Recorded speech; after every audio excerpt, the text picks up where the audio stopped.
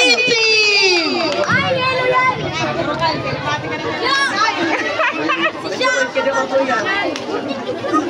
Genesis 1:1, nilikha ng Diyos ng langit. Genesis 1 verse 2, ang lupa ay walang gisuan nyo. Genesis 1 verse 3, sinabi ng Diyos na magkaroon ng liwanag at nagkaroon nga. Genesis 2 verse 1, sinabi ay nilikha nga ng Diyos ang langit at lupa at lahat ng bagay na naroon. Roma 3 verse 10, ayon sa nasusulat, walang matuwid, wala kahit isa.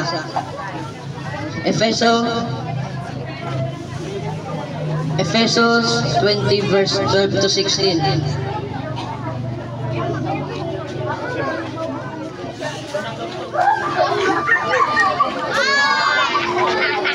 Igalang mo yung mga ina. Huwag kang papatay, huwag kang magnanakaw, huwag...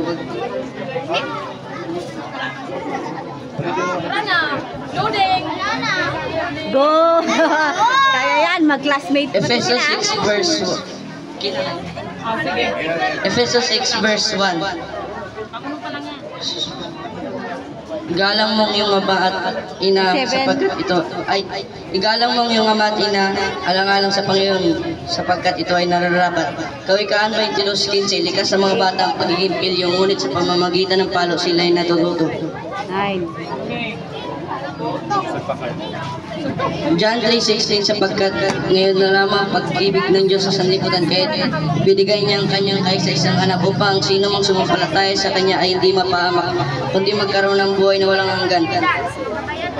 John 11:35, tumangin si Jesus. John 10 verse 30, ako at ang ama ay iisa. Sige pa, Carl! Na-verse na yun, na-verse na. Na-verse na yan, na-verse na yan.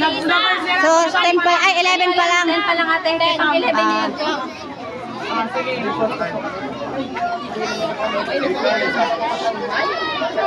Mateo 22 verse 32, ako ang Diyos ni Abraham, Diyos ni Isaac at Diyos ni Jacob. Walang makakapunta sa ama kundi sa pamamagitan ko.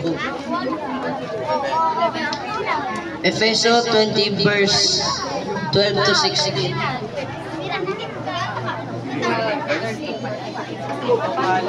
Isa-isain mo. Oo, sasalon mo. Sige. Huwag kang papatay, huwag kang magnanakaw, huwag kang mangangalunya, huwag kang sasaksi ng walang katotohanan laban sa iyong kapwa. Sige, 10 utos. 14.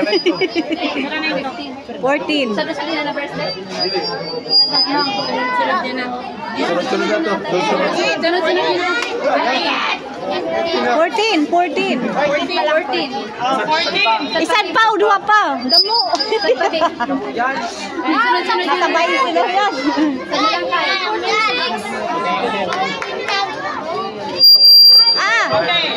Okay, time 14. Okay.